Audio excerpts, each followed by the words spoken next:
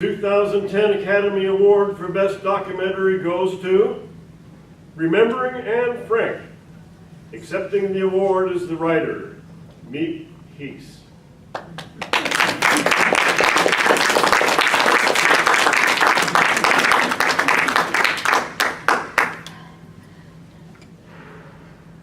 Members of the Academy and other esteemed guests, thank you so much for this great honor. I am quite overwhelmed. I could never have imagined that at the advanced age of 100 years, I would be standing in front of you tonight, accepting an Academy Award for the movie based on my book, Remembering Anne Frank. Some have suggested that I was a hero for helping Anne and her friends and her family hide from the Nazis. No, I was not a hero. I wanted very much to help my dear friends, the Franks. They are the true heroes of this story, for all they endured, and with so much bravery. I will never forget the morning of August 4th, 1944. I'd gone into the hiding place early that day to get my shopping list. Anne was her usual, irrepressible self. Miep, can you get me some more movie magazines? Oh, Miep, the bread you brought last week, can you get more? I told her. I will come back later and answer all of your requests. How could I have known on that beautiful summer morning that our lives were about to be destroyed, and that those would be the last words I would ever speak to Anne? I could never have imagined any of this happening. Back in 1933, I went to downtown Amsterdam to apply for a secretarial job with a firm that made pectin for jam. As I sat in the waiting room, a tall, thin man in his 40s entered. Guten Morgen, Fräulein. Oh, excuse my German. My family and I have recently emigrated from Frankfurt. I'm Otto Frank. To put him at ease, I answered in German. Bitte nenne mich Miep, means call me Miep. My Dutch family gave me that nickname when they adopted me after World War I because conditions were so bad in my native Vienna. Miep means woman with her feet on the ground. Something to live up to. I handed Mr. Frank my resume. He didn't look at it. I type 80 words a minute. I know shorthand. He took me into another room. I thought I was going to take a typing test, but I found myself surrounded by pots and pans. I was in the kitchen. I know dictation. He pointed to a bin of strawberries. Can you make jam? Well, do you have a recipe? He pulled a card out of his pocket and handed it to me. Let's see what you can do. Well, I made pot after pot. Raspberry, strawberry, apricot. I guess I must have done something right, because I got the job. Later I found out that they had an opening in customer relations, and Mr. Frank wanted someone who knew his business inside out. A few weeks later, a very well-dressed woman in her 30s entered the office, accompanied by a small girl. Mr. Frank brought them to my desk. Miep, I'd like you to meet my wife, Edith, and this is my younger daughter, Anna. Anne stared at my typewriter. Oh, how does it work? Well, you push a key and a letter goes on the piece of paper. Oh, could I try? I let her play with it for a few minutes. She was fascinated. Finally, Mrs. Frank pulled her away. Anna, Miep has to get back to work. From then on, whenever Anne came to the office, I gave her a typing lesson. As the years passed, Hitler rose to power in Germany. We hoped his influence would not be felt here in Holland. It was not to be. A new co-worker was hired. There was just something about her that bothered me. One day I noticed an unusual-looking gold pin on her sweater. But what is that? I've joined the NSB. The NSB. Yes, it's the Dutch version of Hitler's National Socialist Party. Why would you do that? Because I want to get those dirty Jews out of Holland. How can you say that? Mr. Frank is a Jew. Are you certain? Yes, and he's a fine man. 2 days later, she quit. In 1938, Hitler invaded Vienna. It made me sick to see newsreels of Jews scrubbing toilets while the Nazis seized their possessions. I panicked. I still had an Austrian passport, and I hadn't taken the time to get rid of it. I was afraid I'd be deported. I hurried down to the alien department of police, but instead of stamping my passport, they gave me a new German one with a big black swastika on it. The next week, I was having dinner when I heard a knock at the door. A beautiful blonde girl smiled at me. Good evening, Miep. I'm here to invite you to join the Nazi Girls Club. I'm not interested. Why not? You could go to the Führerland and meet your Aryan sisters. What is wrong with you? Look at what the Nazis are doing to the Jews. I tried to shut the door. She held it open.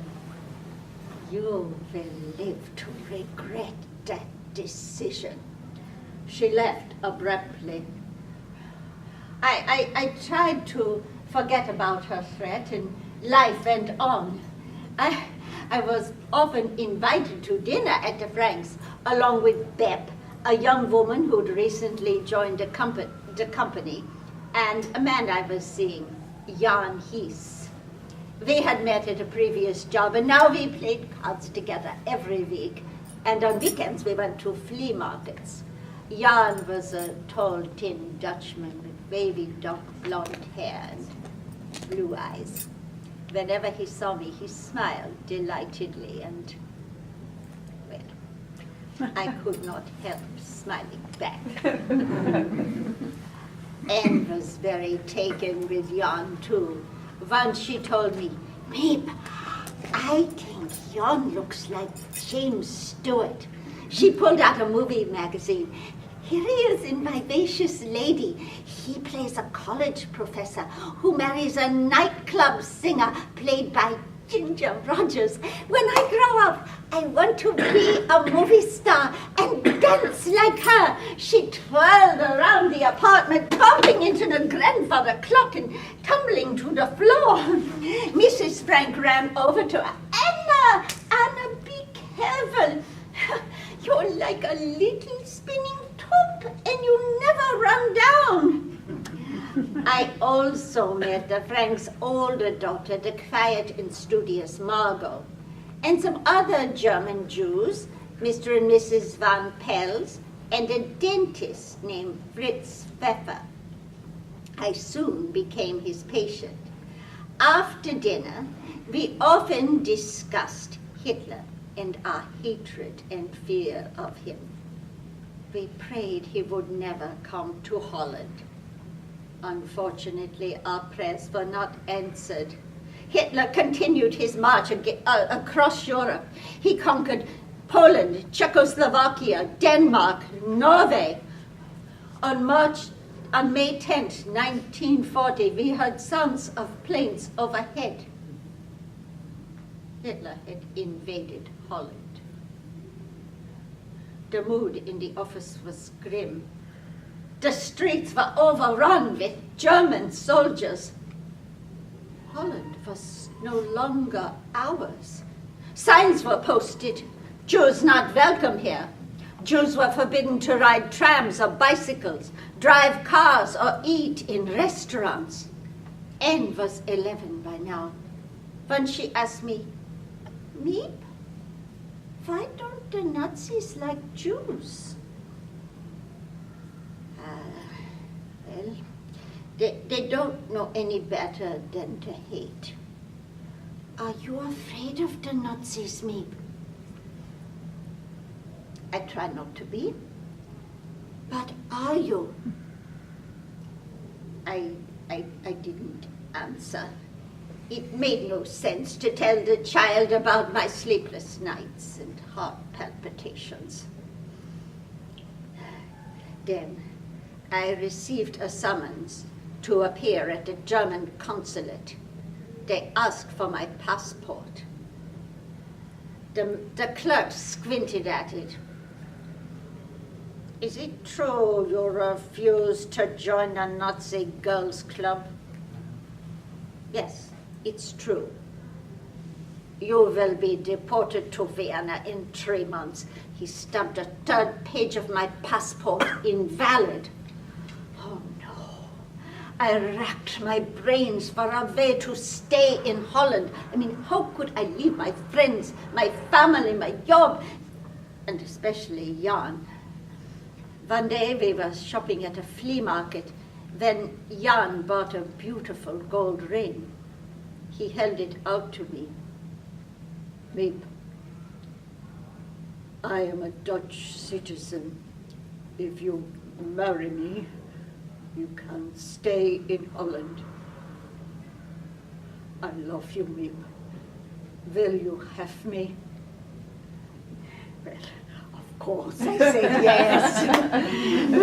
We hurried down to City Hall, but to our shock we were told that when a Dutch citizen marries a foreigner, she must turn in her passport, and mine was stamped invalid on page 3. If the clerk was a Nazi sympathizer, I would be deported. Although it was very risky, we decided to take a chance and set the date for July 16th, 1941. Mr. Frank closed the office and he arrived with Anne. Then we were called before the clerk. My heart was pounding as I handed him my passport. He barely glanced at it and said, "It's all right." I heard nothing of the ceremony until Jan pulled my sleeve and I managed to stammer, I do. I was in a state of total euphoria. I had married the man I loved, and I was Dutch. Afterwards, we went back to the office and Mr. Frank threw us a lovely wedding party. But our euphoria did not last long. More disturbing edicts came out against the Jews. They were required to wear Jewish stars. They were forced to turn in their radios, and they were forbidden to go to public parks. Christians were forbidden to have Jewish friends, so my visits to the Franks stopped. Finally, Mr. Frank made a decision to take his name off the business and turn it over to his Christian partners, Mr. Kleiman and Mr. Kugler. One day he called me into the office. Miep, I have something to discuss with you. Please sit down. He closed the door.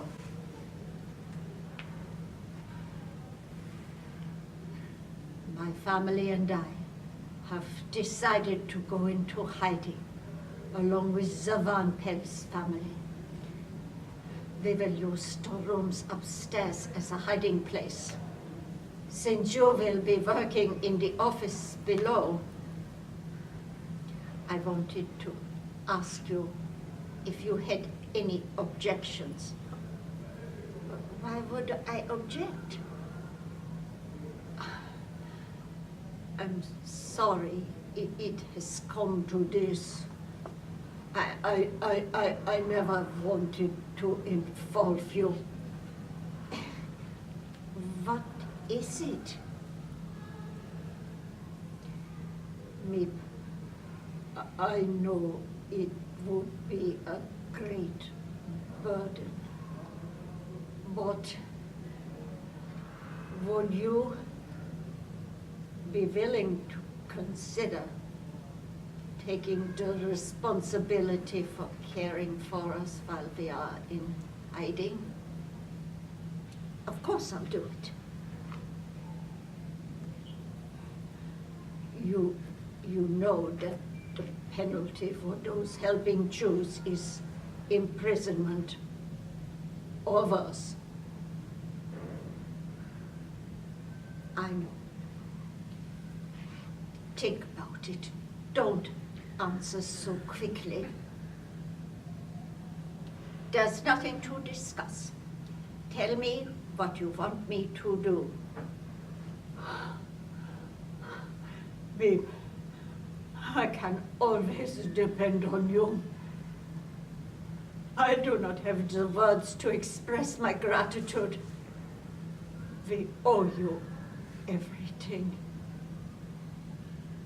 I felt a wave of terror rise up inside me, but I could not let Mr. Frank see that. Only a few will know. Beb, Mr. Kleiman, Mr. Kugler, they will assist you. I will consult with them on business decisions. I will give you money for food and other things. All right. One more thing, Miep. Before you leave at night, pull down the shades in the office. Occasionally we will come downstairs and do office work and listen to the radio. I asked no more questions. The less I knew, the better, should I ever be arrested and interrogated. I tried to ignore the knot of fear that had formed in my stomach. It would be with me every moment for the rest of the war. In the eyes of the Nazis, I was about to commit a crime. For weeks, Jan and I helped the Franks transport their possessions to the hiding place. They were planning to move in mid-July. Then, on the first Sunday in July, Mr. Van Pels knocked on my door. Margot Frank has received an order to report to a forced labor camp in Germany. Can you come right away? Margot was only 16. When I arrived at the Franks, the place was in shambles. Anne ran in carrying her black cat. Mrs. Wright told her, "No, we can't take him." Anne burst out, "We can't leave him here all alone. Anne, don't talk back to me. I don't have time." Mrs. Frank grabbed the cat and threw him out the back door. Anne burst into tears. I whispered, "Don't worry, I'll find him and keep him safe at my house." Then Mrs. Wright noticed a bag of Anne's books. "No, Anna, it's too much. Throw them out." Anne burst out, "You don't want me to take anything. You don't understand. It would attract too much attention." Anne started started to cry again. All right, pick one. Anne reached into the bag and pulled out the diary she had just received for her 13th birthday. I'll take this one. It's the most important. The next morning, it was raining hard when I arrived at the Franks at 6 a.m. Margot emerged wearing layers of clothing, but minus the required Jewish star. Although Jews were forbidden to have bicycles, Margot had hidden hers. I told her, don't worry, the police won't be out in this heavy rain. We pedaled over 2 miles in the downpour, riding at a moderate speed so as not to attract attention.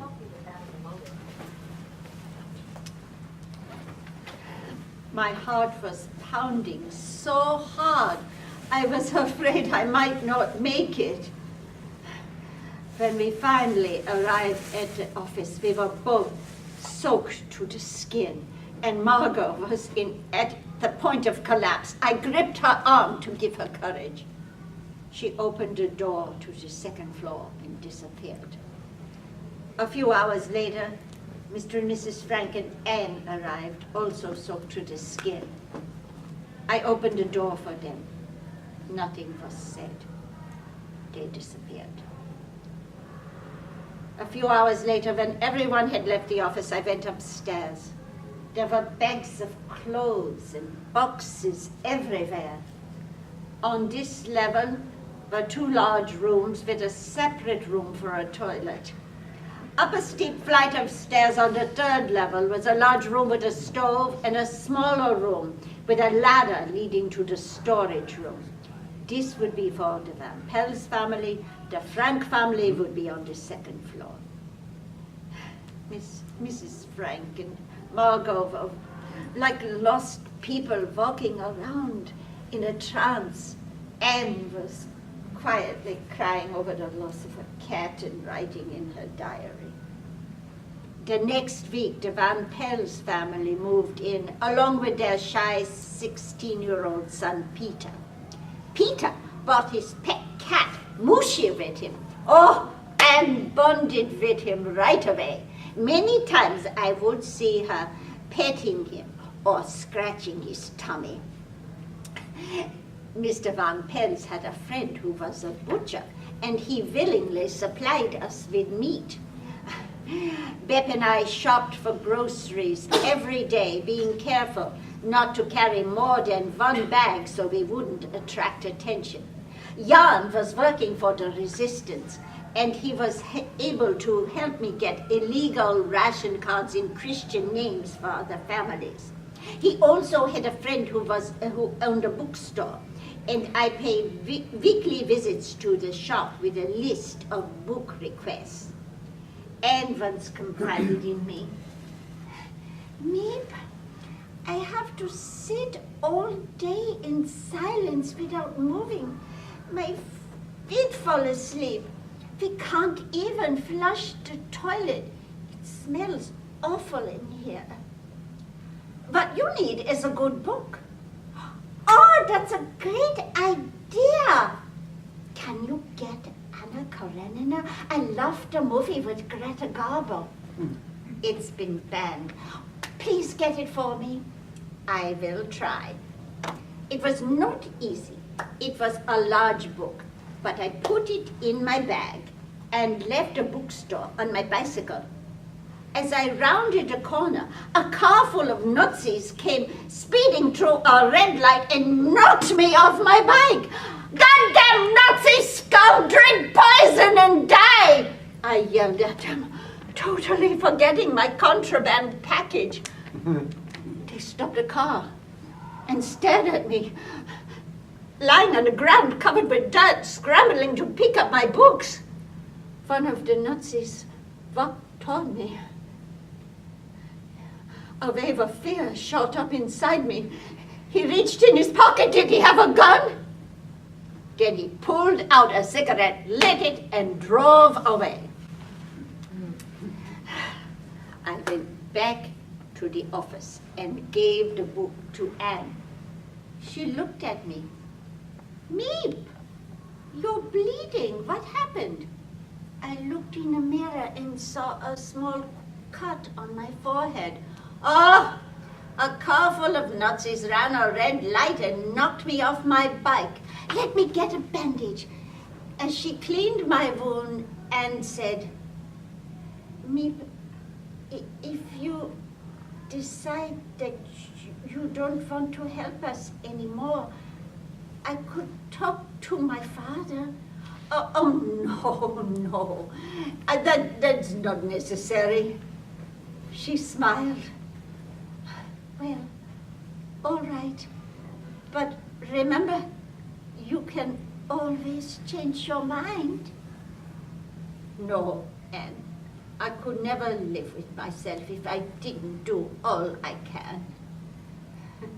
Anne laughed, Anna Karenina. After she finished it, she asked me shyly, Miep, do you think I will ever have a great love like Count Vronsky? Of course.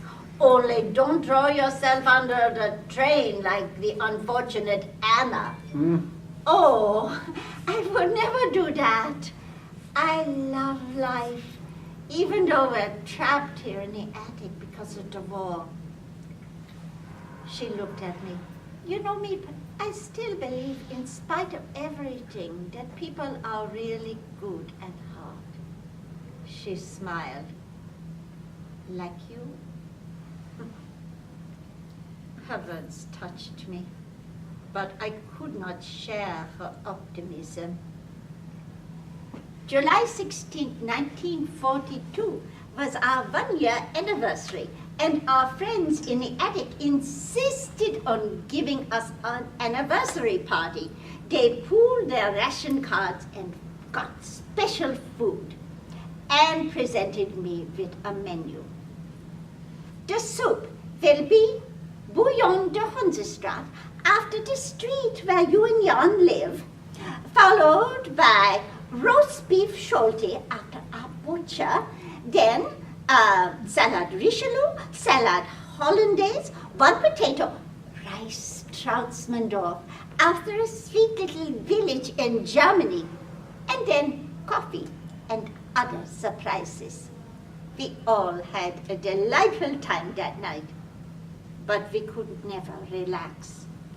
Bep's father built a bookcase to camouflage the door to the attic. Whenever I moved it aside to go upstairs, I put a smile on my face and tried to act cheerful. Anne would always ask me, have you found my cat? I'm still looking. Will the war be over soon? Probably, as if I had a crystal ball. Once she told me, Miep, I had a nightmare that the Nazis came and took me away. Don't worry, dear, it's just a bad dream. We all have them. I know I did.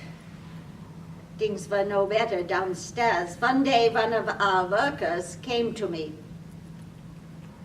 His name was Willem. Where is Mr. Frank now? Switzerland, I heard. Yes, I heard that too. A few days later, I caught him staring at the bookcase. Wasn't there a door there? No. You know, I haven't had a raise in some time. I think 20 guilders is fair. Talk to Mr. Kugler. That night I told Mr. Frank about Willem's request. He said, we have to give it to him. We can't take the chance that he knows something. So Willem got his raise. But I always felt like I was walking on eggshells around him after that. Things were no better at home. Our landlady, who was Jewish, decided to go into hiding, leaving us the apartment and all the furniture. We didn't ask where she was going in case we were ever arrested and beaten by the police. We quickly registered the apartment in our Christian name in case the Nazis wanted to come and take the furniture away. One day we got a call from a woman who lived outside of Amsterdam. She was hiding our landlady. She told us that her son, who was a college student, had refused to sign a loyalty oath, and now the Nazis were after him. She begged us to help him. Of course, we said yes. So her son moved into our landlady's old room. We never told the Franks about it. Just having him there put us in danger. Anne was always pleading with us to spend a night in the attic. So we decided finally we needed a break from our home situation, and we agreed. Well, you would have thought Queen Wilhelmina herself was paying a visit. They prepared us a delicious dinner and gave us the room she shared with Margot. She showed us the pictures of her favorite movie stars on the wall. Meet Judy Garland. Oh, I loved her in The Wizard of Oz. And here's Ray Milland. Isn't he handsome? Oh, and Greta Garbo. I adore her. After dinner, I climbed into Anne's little bed. I was toasty with a lot of blankets. Then I heard the clock from the Westertoren church chiming every 15 minutes all night long. I could smell the rotten potatoes in the garbage because it could only be emptied on Sunday. I tried to ignore it. But then I heard something scratching in the wall. I jumped up, a rat ran across the door. I slammed it shut and climbed into bed with Jan. I tried to will myself to sleep, but it was no use. I felt the fear of my Jewish friends pressing down on my chest. My heart started racing. I couldn't get my breath. For the first time, I felt on a visceral level what it was like to be a Jew in hiding. The next morning, Anne peppered me with questions. How did you sleep? Oh, did you hear the clock? Will you come again? Yes. Oh, wonderful. It's so good to have our protectors close by. If not in body, in spirit. She looked at me. It's raining. You won't have to go outside so you won't get wet. But I had a dentist appointment that day with Dr. Pfeffer. After my cleaning, he asked me if I knew of any hiding places. I shook my head. But the next time I went to the attic, I told Mr. Frank about his request. A few days later, he said, "The 7 can eat, 8 can eat as well. We have agreed that Dr. Pfeffer can join us in the hiding place." To make room for Dr. Pfeffer, Margot moved in with her parents, and Anne had to share a room with him. It soon became clear he did not like cats. Mushi jumped on his lap and he pushed him off. Anne came to Mushi's rescue. "He likes you." "Well, I don't like him." Things got worse when Mushi got fleas and they infested every corner of the hiding place. Luckily, Mr. Kleiman had worked for a pest control company, and he sprinkled Mushi with flea powder and sprinkled it all over every nook and cranny in the attic. Anne and Dr. Pfeffer came to an agreement about their room that they shared. He would have it in the morning, and she would have it in the afternoon. But he was slow to leave sometimes, and would tell me, by the time he leaves, half my time is gone. And he gets delicious sweets from his Christian girlfriend, and he never shares them with me or anyone else. Doesn't he know we all have to look out for each other? Apparently not. In 1943, Germany surrendered to Russia. We hoped it was the beginning of the end of the war. It was not. A new owner bought our building.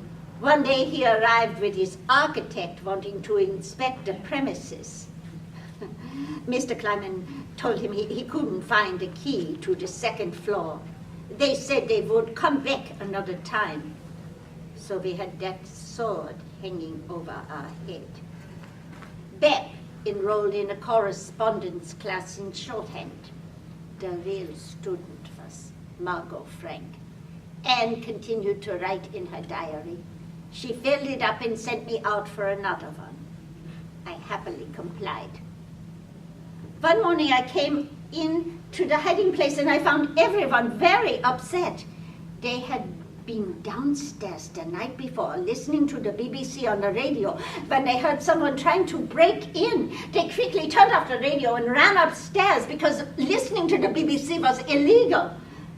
I told them, don't worry, they probably didn't notice. It was dark in here.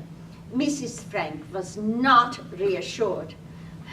If they are arrested, they could escape prosecution by turning us in.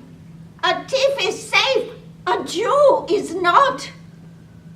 She was right about that. Things were getting even worse for the Jews remaining in Amsterdam. The Nazis emptied Jewish schools for the blind, insane asylums, hospices for the terminally ill.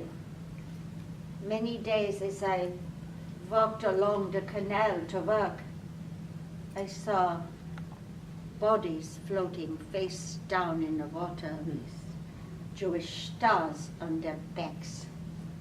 I never told the Franks about it. I knew very well I could end up there myself for my illegal activities. I started taking another route to work. One night just before closing, I saw Willem carefully placing a pencil on the desk at a right angle to the lamp. I knew he was setting a trap, so I went upstairs when he left and quickly warned my friends. The next morning when Willem came back to check the pencil, nothing was amiss. But now we were always on guard.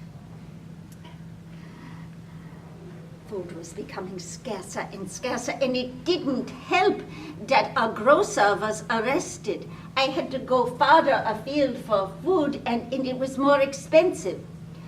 One night, I went upstairs to the hiding place when everyone was having dinner to discuss this with them. Mr. Van Pels said, "Oh, we must sell my wife's fur coat." Mrs. Van Pels said, "No, it was a gift from my father." Anne was drinking a glass of milk. "You could do so much good by selling that coat, Mrs. Van Pels. Don't you want a chance to make a difference?"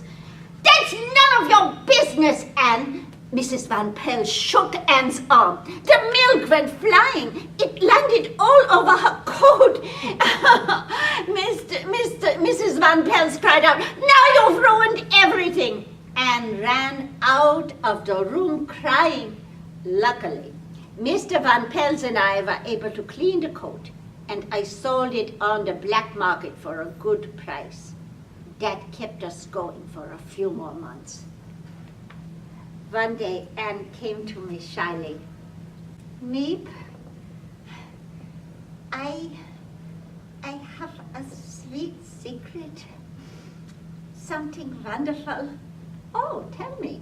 No, I can't." She pressed a note into my hand. I read it. "Sanitary napkins." "Oh, Anne, Has your time come? Yes. And even though it's a nuisance, I look forward to the time when that sweet secret will come inside me again, like all other women. Unfortunately, sanitary napkins were nowhere to be found in Amsterdam. So I in some old washcloths. They would have to do till the war was over. Anne was always a daddy's girl, but she often argued with her mother. Once she told me, "She bosses me around and treats me like a child." And your mother is in a difficult position. Try to understand. Did you get along with your mother, Miep? Oh, well, we were separated when I was 11 years old and was sent here after World War I. Oh, how sad. But I'm sure you carry her spirit in your heart, don't you, Miep? I nodded. Sometimes talking to Anne was like talking to an adult. She was wise beyond her years. Miep, I wish my mother was more like you. That's sweet, Anne, but try to understand your mother. She means well. That was not easy for Anne. I often caught Anne looking at my hairstyle, trying to copy it. Now, I knew how important it was for a 14-year-old to look pretty. So one day when I was at a flea market, I saw a pair of red high-heeled shoes. And I bought them for Anne, not knowing what size they were, if they would even fit her. When I came up to the attic that night, I hid them behind my back. Anne noticed right away. "What have you got there?" Surprise. "Oh, show me." "You're so impatient, Anne." She reached behind my back and pulled out the shoes. "Oh my God, Miep, they're beautiful. My first high heels." She slipped them on her feet, and they fit perfectly. I feel just like Dorothy and the Wizard of Oz. And teetered around the apartment in the hills for a few minutes until she mastered them. Then I saw her walking like the movie star she always dreamed of becoming. That night, I saw Peter looking at her and said to me, "Miep, do you think Peter likes me?" "Well, do you like him?" "Yes, he makes me laugh. He says I have dimples and a pretty smile. We've been spending a lot of time together." "Well, what do you talk about?" "Places we'll go together when we're free." "The best parties. Peter wants to go to Hollywood with me. Isn't that wonderful?" I nodded, and she hugged me. Her hopefulness was very contagious. Being around Anne always cheered me up, even if things outside were becoming more and more dangerous. I didn't even feel safe in my own home. One day, Jan and I came home, and our boarder was nowhere to be seen. We searched the house, but came up empty-handed. A few hours later, he came in. "Where have you been?" Jan demanded. I felt so cooped up, I decided to go to the racetrack." "Do you have any idea how dangerous that was?" Don't worry, Mr. Gies. I made it back safely. Did anyone stop you?"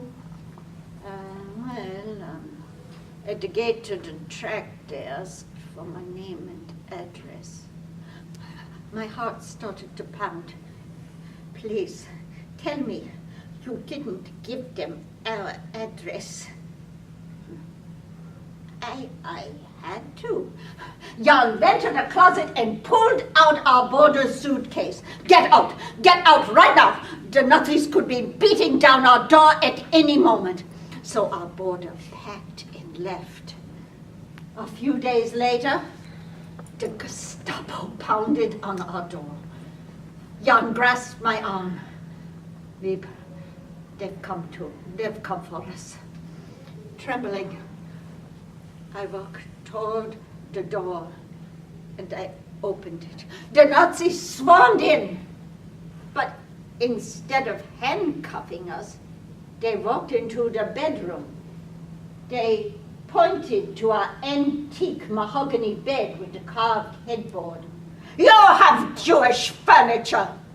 We tried to convince them it was ours, but they would not believe us. They said they would come back in 3 days and take it away, and if we tried to object, we would go to prison. We waited with a heavy heart for them to return. It was a great good fortune. They never did. St. Nicholas Day was approaching, and also Hanukkah, and our friends in the attic always wanted to celebrate. They made gifts for Jan and me, Bep, Mr. Kleiman, and Mr. Kugler, and made me some sweet soap she'd collected from little bits she'd saved for months. She also drew a Christmas card for me with a picture of a Christmas tree on the front. Inside she wrote, "Dearest Miep, we are all so grateful to be under your care and protection. To say thank you does not seem like nearly enough. Nothing could ever be enough for all you do for us. And to prove it, I promise to name my first child Miep, even if it's a boy. Love, Anne." Mrs. Van Pels gave me a diamond and onyx ring that had been in her family for years. I didn't want to accept it, but she insisted, saying it was all she had to repay me with. Many times I would see Peter and Anne sitting together, silently, petting Mushy. Once I saw Anne writing in her diary, "Mrs. Peter Van Pels." But I asked her, "What's this?" She slammed the diary. "That's private." June was Anne's 15th birthday, and Peter gave me some money and asked me to buy her some flowers. That's when I knew things were getting serious. I managed to find some of her favorite pink tulips. Peter presented them to her at the party we had for her. Anne blushed. "Oh, Peter, thank you so much. They're beautiful." She kissed him on the cheek. He took her face in his hands. "Happy birthday, dearest Anne, and may we spend many more together." And he kissed her on the lips right in front of everyone and threw her arms around him. "Oh, Peter, you have made this the best birthday ever." He took her hand and led her up the ladder to the storage area. Mrs. Frank tried to stop them, but Mr. Frank told her, "Leave them alone." Now, I don't know what went on up there. I only know it was so sweet to have romance in the air in the attic. Food was becoming scarcer and scarcer, and it didn't help that we had rats in the attic who had a healthy appetite. One night I went back to the hiding place late at night because I had heard some good news on the radio. The British had invaded Normandy. D-Day had begun. I found Mrs. Frank in a confrontation with Mr. Van Pels.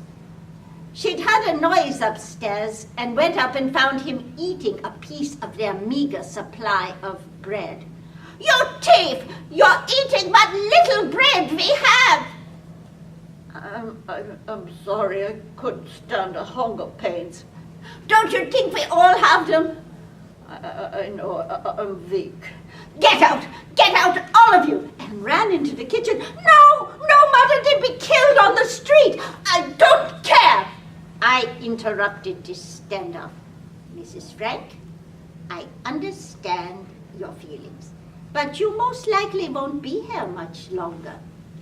I've heard on the radio tonight that the English have invaded Normandy. D-Day has begun. Everyone cheered, although Mrs. Frank did say, I want to change rooms. I don't want him anywhere near the food. In spite of our euphoria that night, the end of the war was many months away. We were so happy that night in June. How could I have known that less than 2 months later, I would have to sit silently by and watch my friends being dragged out of the attic, begging for their lives. Between 11 and 12 on that terrible morning, August 4th, 1944, Beth and Mr. Kleiman and I were working in the office. Suddenly the door opened.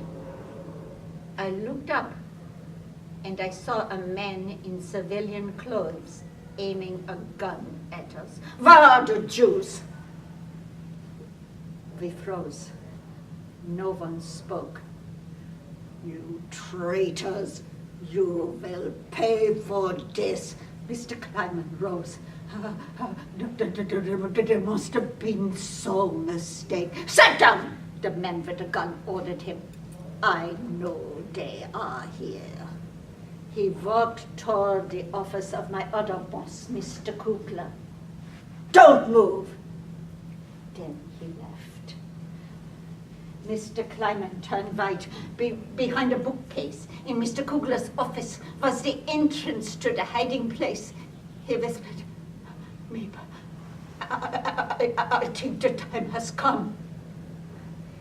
Who could have betrayed them? Maybe Willem, maybe the burglar. Beth was crying hysterically. Mr.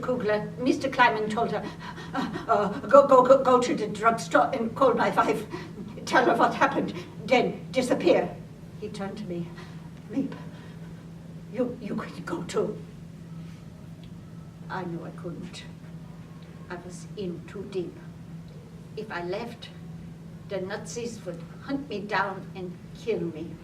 Just then, Jan came into the office to meet me for lunch. I pushed him out the door, whispering, there's something wrong here. We sat there for 45 torturous minutes, wondering what they were going to do to us.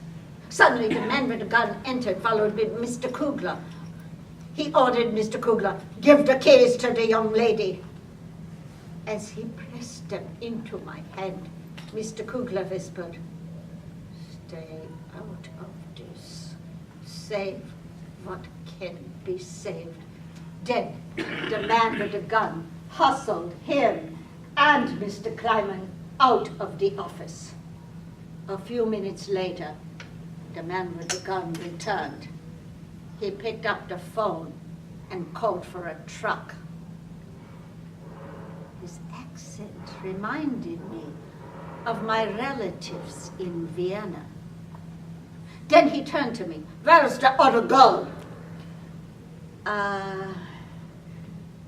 She doesn't work here. She was just here for an interview.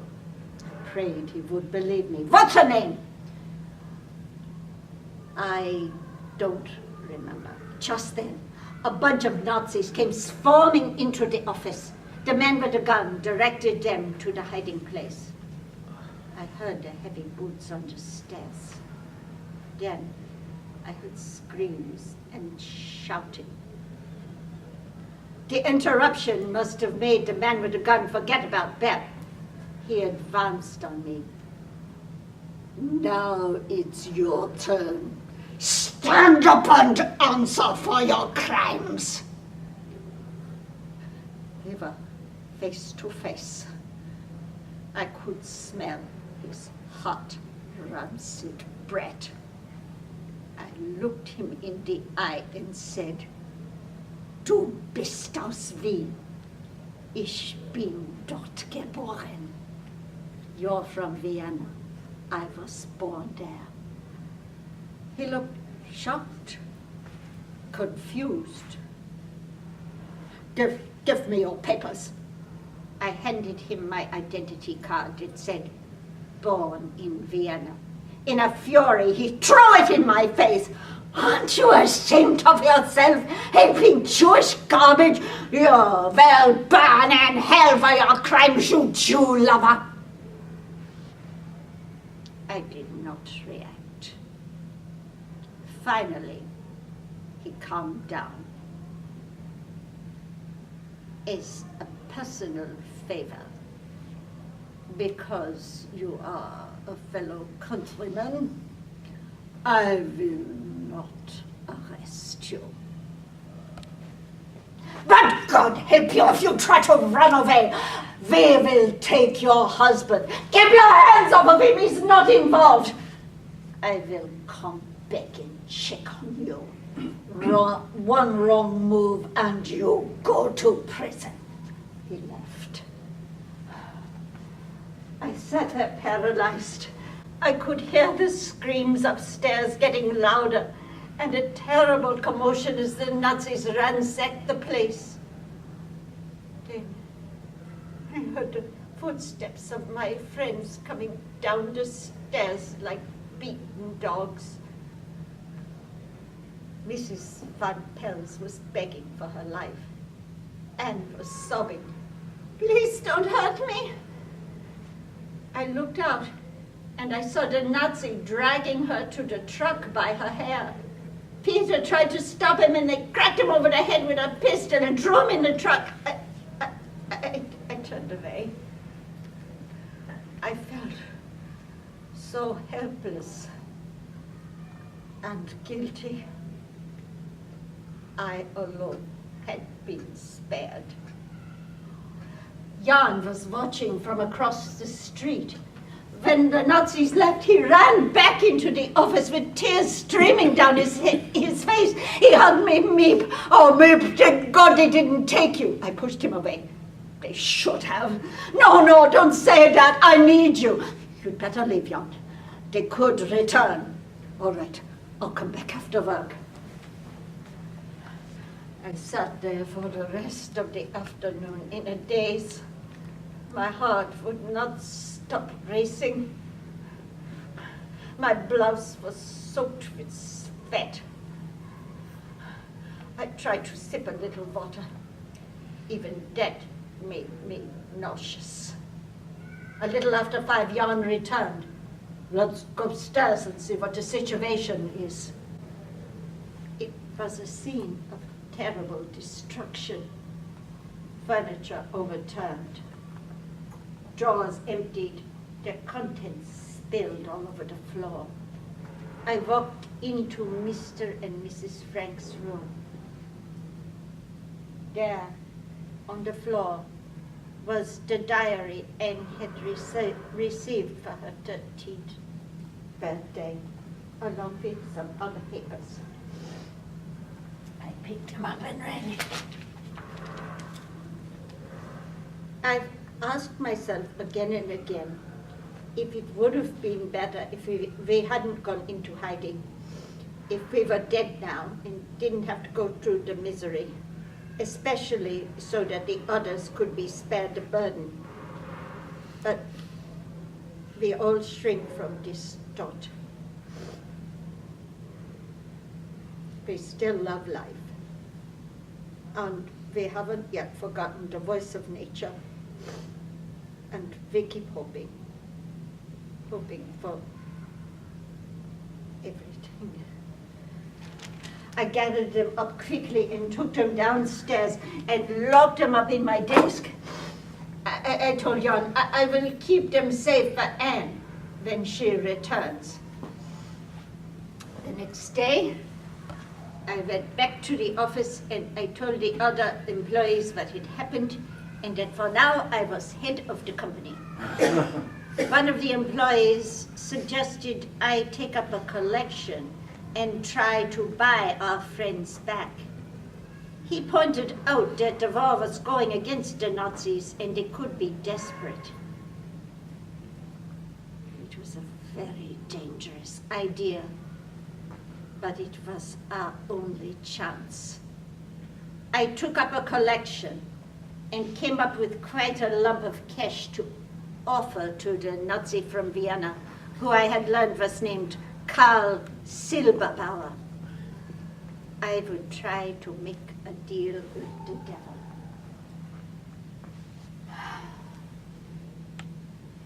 That night I woke up at 4 a.m. I could not get back to sleep.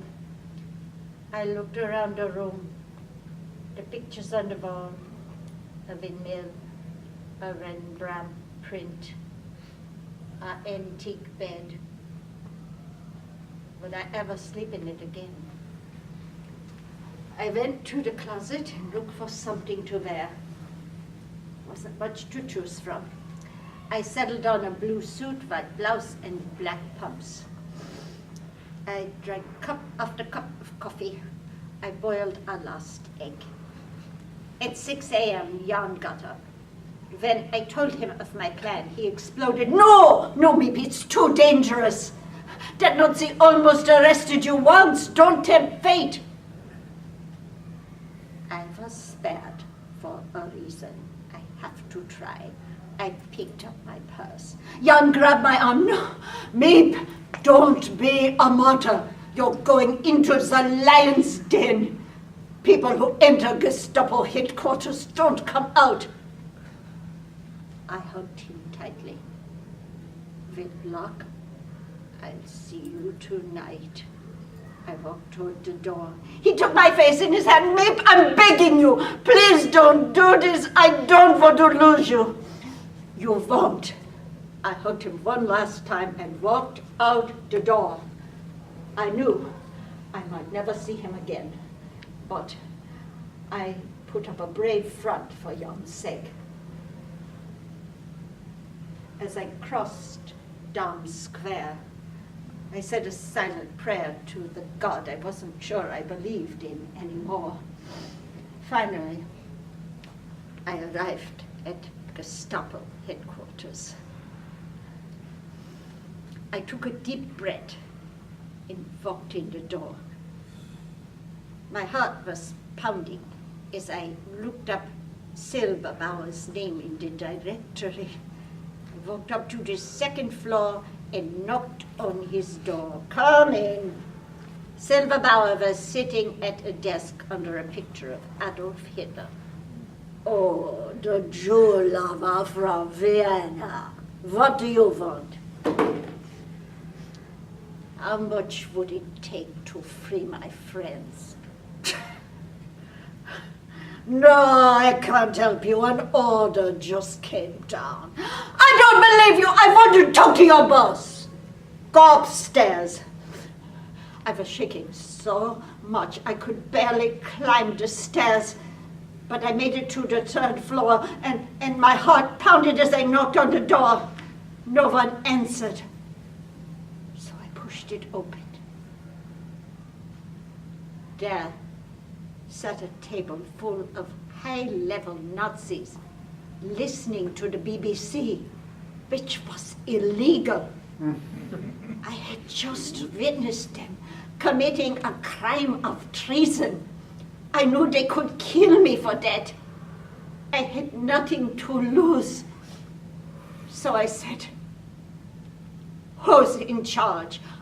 A heavy-set, bald Nazi got up and pulled out his gun. "Get the hell out of here!" He pushed me out the door and slammed it in my face, shouting, "Schweinehund!" meaning pig dog. As I ran down the stairs, I passed Silberbauer. "I told you so, now get out!" I hurried down toward the door. Gestapo were everywhere. I expected at any moment that someone would stop me, but I put one foot in front of the other, and soon I found myself in the street. I looked behind me. was a man in a uniform. Was he following me?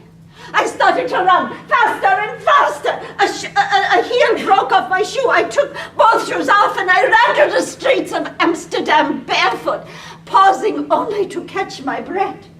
Finally, I arrived back at the office. I collapsed at my desk.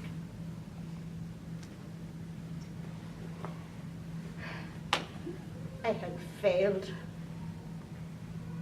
But this was no time for emotions. It was left to me to pick up the pieces and carry on. The next day, I went to the bank and I explained the situation to the director. There's no one to sign checks. They've all been arrested. He told me my signature would do. So life went on, if you could call it a life. Our country was being destroyed, and so were its people. Then the hunger winter of 1945 began. There was no transportation, so Bep and I had to walk over 2 miles to work every day. There was no coal for heating, no gas for cooking, very little electricity, and there was also no food. Over 25,000 people died of starvation that winter. Bep and I had to make all-day bicycle trips into the country to dig up potatoes, and we had to be back by an 8 p.m. curfew. We wondered how much more we could endure. Then the tide turned. Roosevelt died in April of 1945. Mussolini was hung in a gas station in Milan. We heard on the radio that Hitler had committed suicide. On May 4th, 1945, Jan came into the apartment and took my hands. Miep, the war is over. When we ran outside, there were people dancing, laughing, embracing. The next day, food parcels rained down on Amsterdam. Oh, the Germans went wild. They ran into the central square and started shooting at people. Then they left. Queen Wilhelmina returned from London, where Winston Churchill had called her the bravest man in England. The Canadians arrived to help us rebuild our ruined country. Jan got a job at Central Station helping prisoners returning from the camps with food and other supplies, money. Well, he asked everyone if they had heard anything about the Frank family. No one had. Then one day a man said, "Yes, I have seen Otto Frank. He is coming back." One day I was looking out the window. Then I saw a cadaverous figure walking toward my door. I ran outside. There was Mr. Frank. We looked at each other. Couldn't speak. Finally, he said, "Miep, Edith is not coming back." I hugged him tightly. "I am so sorry, but I have great hope for Margot and Anne." Yes, great hope. I came here because you and Jan are the ones closest to me who are still here. I ushered him inside. "This is your home now. Stay here as long as you like. It would be 7 years. That night over dinner, he told us, "I was before a firing squad in Auschwitz. When the Nazis learned The Russians were nearby, so they fled. Afterwards, I went to the women's camp and learned that Edith had died shortly before liberation. And the others? I saw Mr. Van Pels being taken to the gas chamber.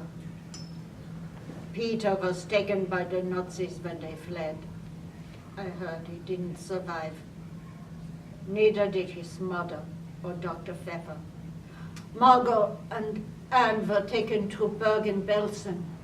It was not a death camp. That is why I have great hope I will see my girls again. I prayed he would get his wish. One day, I was seated next to Mr. Frank in the office, opening mail. Suddenly he cried out, "Miep!" He was gripping a piece of paper. He handed it to me.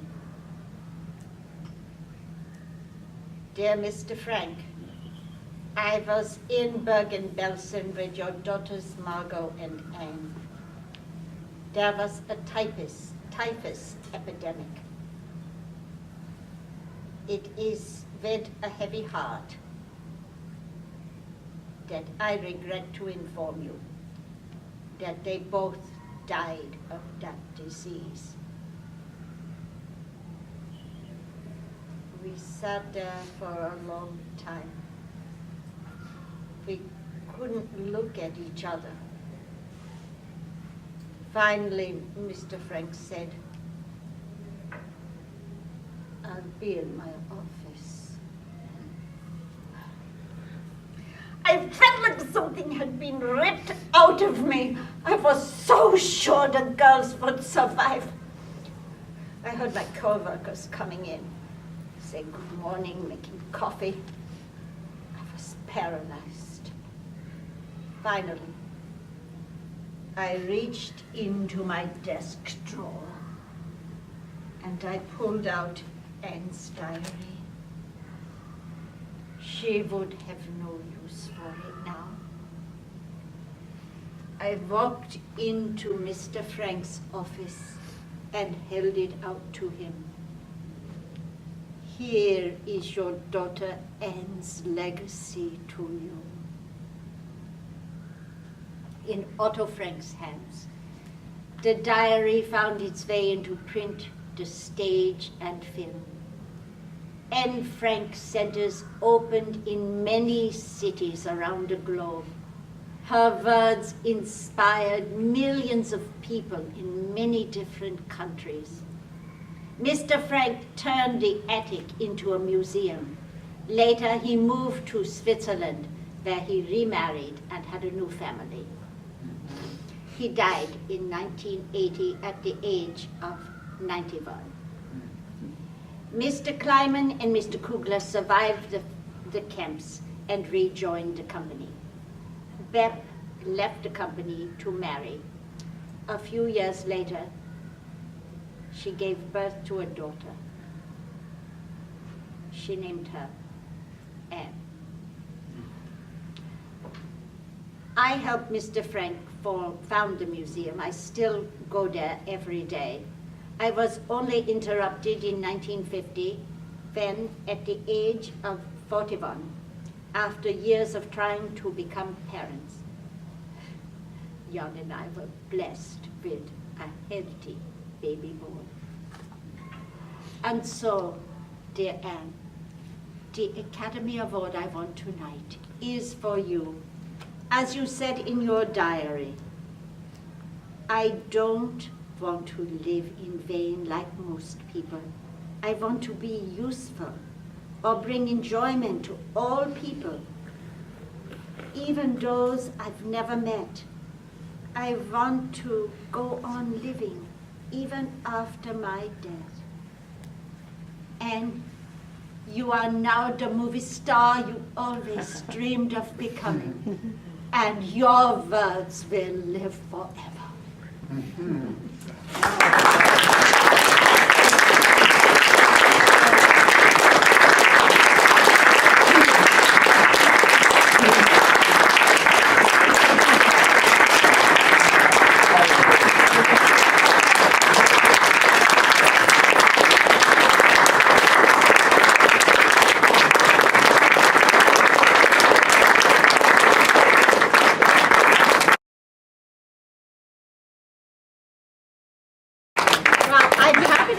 any questions you might have. I think they're going to pass the can for donations. But Thank you. If you could pass the can to help keep us afloat, thank you very much. I do have a magazine with pictures of people who were in the attic, and ultimately I am going to have a video presentation.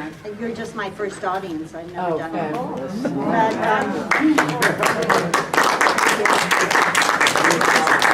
Anne and her family, Anne, Otto, Margot, and Edith. And it's a really interesting magazine, which I actually bought at Whole Foods last week. So that's how popular Anne remains. But this is Miep, and this is Bep, this is Jan, Mr. Kugler, and Kleiman. So they're all incredible heroes in my, but especially Miep, going in there to Gestapo headquarters. Oh, yeah.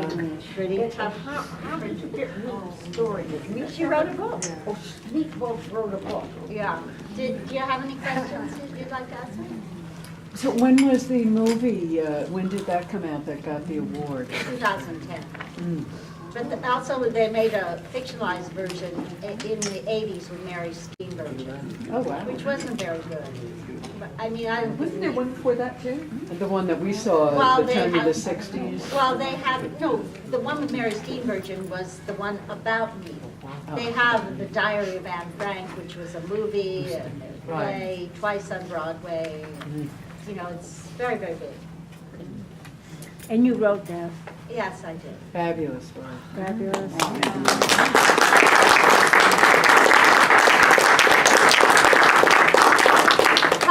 Helped a lot by me because, you know, she did write the book and had the movie. But she was always very modest and said she didn't do anything special. But, I mean, Did you know about her and this award back then? Had you any? well, just a little bit, Maybe but in it didn't really passing. register with me. It was a little bit on my radar because I always watch the Oscars, but I remember her being there. You know. Huh. When did you start this process? Well, this was after I visited Anne Frank's house this summer. Just this past summer? Yeah. You've done all this in that time? Yeah, it's a huge place now. I mean, Anne is just such an international figure. 70 languages the diary's been translated into. Now the museum, which was this little row house, you know, where Otto Frank had his office and then the hiding place on the top 2 floors. Now it's got a big glass front, there's a bookstore, a movie theater, a restaurant, and they have movies of people saying how much Anne has affected them, including Nelson Mandela, who said she got him through his time in prison by reading her diary. Yeah. So she's really has achieved her goal, even though she had such a horrible end in a very short life. She managed to triumph over tremendous evil. How did you find all the material, and did you invent something, or is this all factual? I mean, is it a mix of facts? It's pretty factual. I mean, I kind of expanded, like, that Jan didn't want her to go to Nazi headquarters, which I'm sure he didn't. But, you know, Miep, when she wrote the book, she's not a writer, but she had a ghostwriter. And, like the scene with Otto Frank when he asks her to please help them while they're in hiding, she's just like, she's such a cowboy. I mean, she's just so tough. She's like, oh, of course, no problem. You know, just, and she didn't say that she was afraid, but I put that in because I thought she probably was afraid. She just doesn't wear her heart on her sleeve because she's very, very tough and strong. Yes. Is she still alive? No, she died the next year after she won the Oscar at the age of 101. Wow. But at 100, she was up there at the Oscars. Isn't that amazing? Getting a standing ovation from the likes of Meryl Streep and What year was that Yes. again that she got the award? 2010. Is that on YouTube? It is, yeah. Wow. Well, Miep is on YouTube also with interviews, or Yeah. What was Miep's last name? Gies, Gies. She was also knighted by the Queen of the Netherlands. And she and Bep and some of these. So Gies, oh yeah, that was her married name, because Yeah. her, I forget Yeah. her original name. Yeah, so some it's version. Hermine. Yeah, or Hermine something. Schachter, yeah, but she didn't keep that name. She Yeah. became Dutch. You know, stories like this, they make you always wonder, what would you do in that situation? know. Would you be courageous? Would you, running out? Yeah, because nobody cannot really tell what you would do in such a situation. It's just mind-boggling Yeah. to me, her courage. But, I guess she went through World War I in Germany, which was a horrible experience for her. She almost starved to death as a child, which is why she was sent to Amsterdam. Yeah. And, they took good care of her there and helped her grow up, and she loved Amsterdam. So, She was close to the family by the time all this started. yeah. So she felt more Dutch. I would like to say, if anybody hasn't seen the Ballad of Buster Scruggs, please watch it because this What is it? lady is in it. The Ballad of Buster Scruggs. It's on Netflix. It's by the Coen brothers. And also, First Reformed. You have a scene in First Reformed, which is up for an Academy. Oh, is it? Well, Ethan Hawke probably will be. Yeah, I don't think I announced it. Yeah, I mean, is there any thing you think could be cut or? I thought it was so powerful. I was like, I mean, it kind of blows my mind that she had the courage to look that Nazi in the eye and say, "Oh, you're from Vienna, me too." It's like a gun to her head. She had to, I mean, that was her way out. Good thing. It was quick thinking. But to have the presence of mind to do that, and I just find her completely admirable in every way. She was really put to the test. Prudence, I'm astonished that you can remember that much Yeah. dialogue. It's just incredible. How did you do that? Also going from character to character. You've got how many characters in? A lot. I know. Men, women, Yeah. the attic, the Nazis. And it'll even be better when I have all the news reels and Oh, wow. pictures. Yeah, but Anne did say about Peter, which I thought was so sweet. She said, this little romance that she had with him. Peter has touched my emotions more deeply than anyone has ever done before. Peter has taken possession of me and turned me inside out. And even when they were in Auschwitz together, they were always together. Oh, whenever wow. possible. They went Wow. to the same concentration camp for a while. And then he died too. Oh, yeah. They all died except for Otto. But, Otto is a tremendous hero too, because he lost everything, yet he decided he was going to turn that diary into a vehicle for healing the world. And, even in Anne's diary, she talks about the chestnut tree outside her window, and everybody was all, into this chestnut tree because Anne wrote about it. And so recently it got struck by lightning and they had to take it down. So they auctioned the chestnuts from that tree off on eBay. Each one went for 6,000 euros. Wow. So that's how big she is. I mean, look, here Right. she is in Whole Foods in a magazine. I mean, it's just unbelievable. And that's kind of out of nowhere. I mean, there hasn't been a lot of news about an anniversary of her death or anything like that. I mean, it's Yeah. just Yeah. The appeared. Tina, magazine, I'm sorry. no, go If ahead. you I was going to say, the magazine does say something about how the investigation has been reopened Yeah. into who gave them up, essentially. They never So maybe found that's out for sure. maybe Not what yet. inspired the.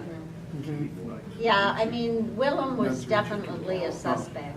He used to put flour on the floor and see if anybody would walk on it in the night.